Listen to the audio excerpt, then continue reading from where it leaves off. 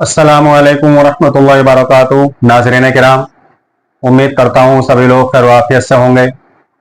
जैसा कि आप लोग जानते ही हैं कि महाराष्ट्र की सरजमीन पर जनाब बाला इम्तियाज जलील साहब की जो रैली थी वो कामयाब हुई। उसमें जो मांगे थी उनको मानने का, उनको पूरा करने का प्रशासन ने आश्वासन दिया है। जो ज्ञापन सौंपना था वो भी सौंपा गया है।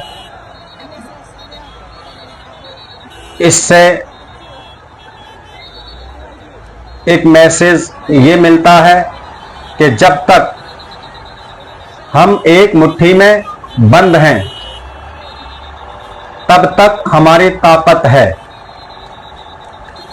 अगर हम फट जाएंगे, बिखर जाएंगे तो मिट जाएंगे।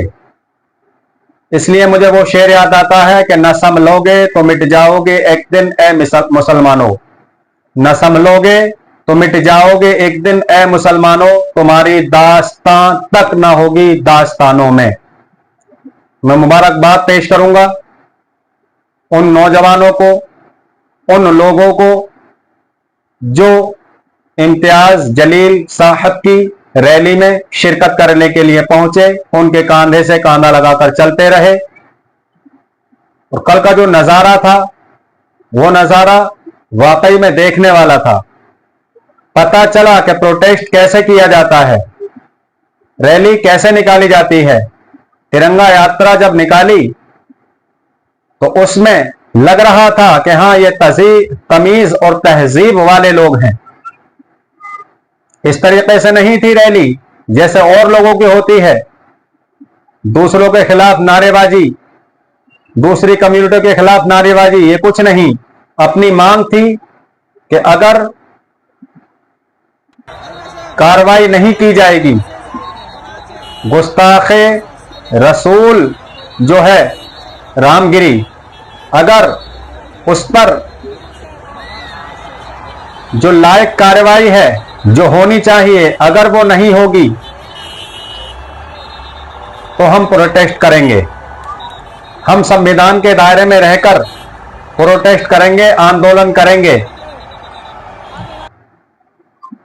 तो जो मांगे थी वो संविधान के दायरे में रहकर प्रोटेस्ट किया। संविधान के दायरे में रहकर, किसी को सताने का नाम प्रोटेस्ट नहीं है, रोड जाम कर देने का नाम प्रोटेस्ट नहीं है। आप अपनी मांग भी रखिए और लोगों को परेशानी भी ना हो। लेकिन वह हरे गोदी मीडिया क्या दिखा रही है, तमाम कि इतने मुस्लिम मुंबई की सरजमीन पर 1 लाख आ गए, 2 लाख आ गए, 3 लाख आ गए, लेकिन यह किसी ने नहीं दिखाया कि किस लिए आए।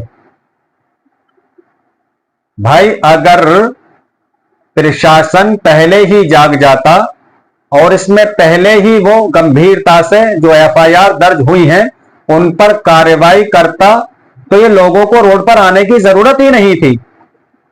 लोग रोड पर आए क्यों? इसलिए आए कि प्रशासन ने अपना काम नहीं किया।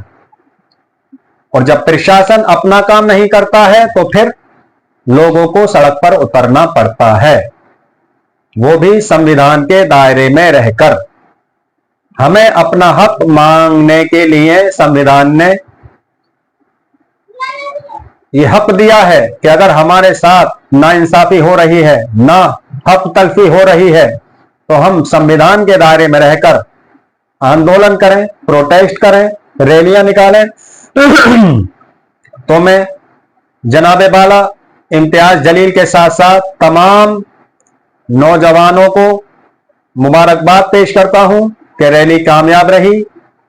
और ये क्यों कामयाब रही? कामयाब इसलिए नहीं रही कि इम्तियाज जलील साहब आए थे, इसलिए ये रैली इसलिए कामयाब हुई कि हम रसूल अकरम सल्लल्लाहु अलैहि वसल्लम की मोहब्बत में इकट्ठा होकर, ये कोई रैली राजनीतिक रैली नहीं थी, ये रैली कोई चुनावी रैली नहीं थी, ये रैली थी गुस्ताखे रसूल के लिए संविधान के दायरे में रखकर उसको सजा दी जाए।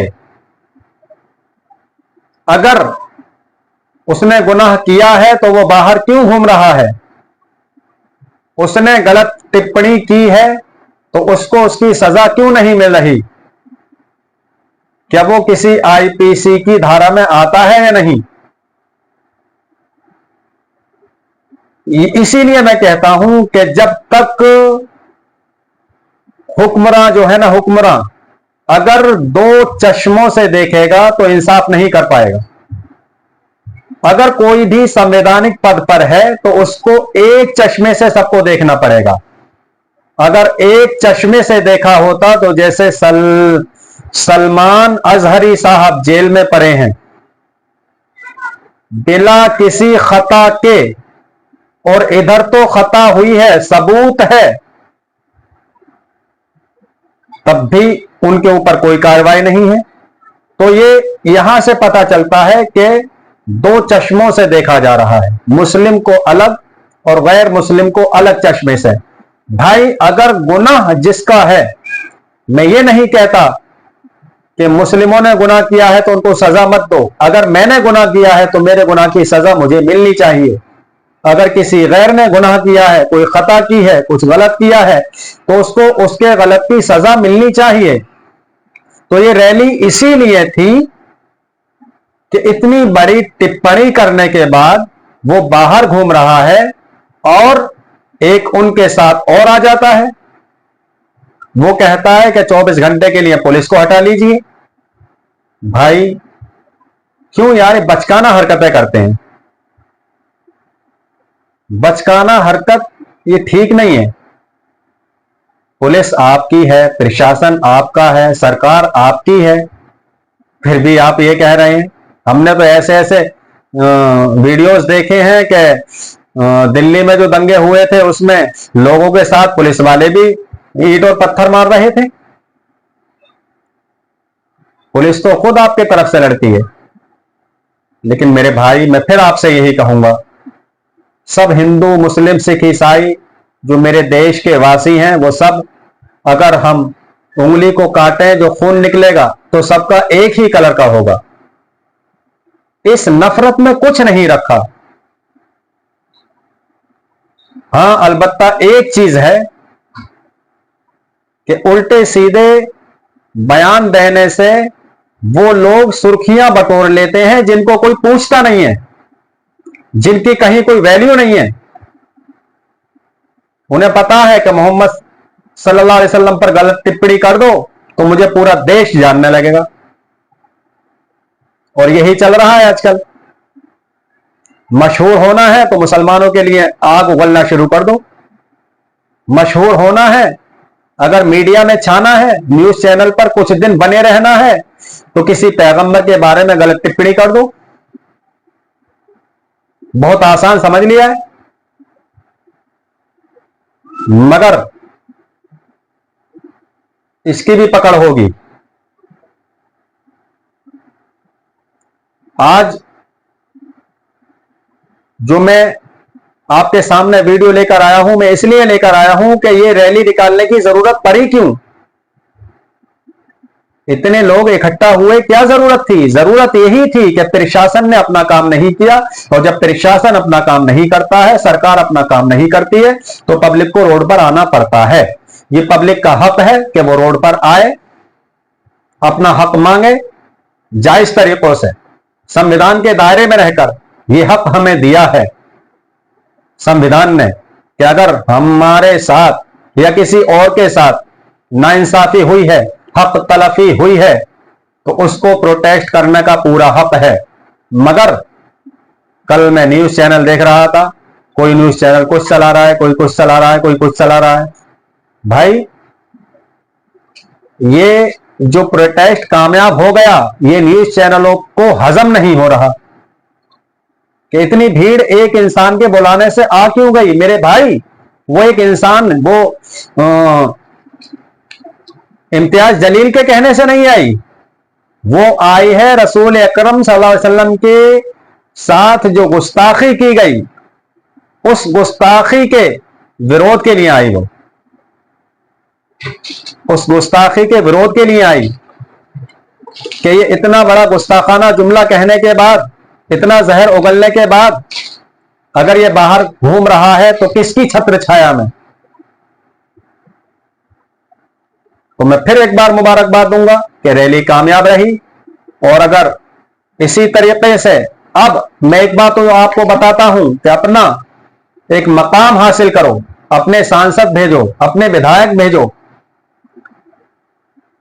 अपनी कम्युनिटी को मजबूत करो। देखा आपने, इम्तियाज जलील कोई सांसद नहीं है अभी, लेकिन नेता है, कौम का दर्द रखते हैं, मोहब्बत रसूल उनके सीने में भरी हुई है। एक आवाज पर उसके साथ पब्लिक इकट्ठा हुई और तरीके से प्रोटेस्ट हुआ, कोई दंगा नहीं, कोई लड़ाई नहीं। तो इसलिए मैं कहता हूं कि अगर इम्तियाज जलील जैसे अगर 10 सांसद भी हमारे हों तो हमारी हक तलफी नहीं हो सकती। इसलिए कि जब कोई कानून बनेगा तो हमारे नुमाइंदे वहां पर होंगे, मौजूद होंगे, वो उसका पहले ही विरोध कर लेंगे, नहीं ये खास किसी कम्युनिटी के खिलाफ है। इसलिए मैं कहता हूं एकजुट हो जाइए, नफरत को अपने दिलों से निकालकर दूर फेंकिए। और मैं आप लोगों को फिर दोबारा मुबारकबाद देता हूं कि जिस तरीके से आपने इस प्रोटेस्ट में हिस्सा लिया, अगर आप सलमान अजहरी साहब के टाइम पर यह काम करते तो मुफ्ती सलमान अजहरी बेगुनाह होकर जेल में ना पड़े होते। मुफ्ती सलमान अजहरी ने आपके लिए क्या नहीं किया? नामूस रिसालत के नाम पर उन्होंने अपनी रातों की नींदें कुर्बान कर दी, दूर दराज के सफर किए, किस लिए? रसूल अकरम सल्लल्लाहु अलैहि वसल्लम के नाम को बुलंद रखने के लिए। आज वो जेल में पड़े हुए हैं। अल्लाह रब्बुल इज्जत की बारगाह में दुआ है कि अल्लाह रब्बुल इज्जत हम सभी को एक और नेक बनने की तौफीक अता फरमाए और मुफ्ती सलमान अजहरी को जल्द से जल्द क़ैद-ओ-बंद से रिहाई का परवाना नसीब अता फरमाए। अल्लाह रब्बुल इज्जत हम सभी के तमाम दिली जायज तमन्नाओं को, मुरादों को खैर से पूरा फरमाए। आमीन, अल्लाहुम्मा आमीन। अस्सलामु अलैकुम व रहमतुल्लाहि व बरकातुहू।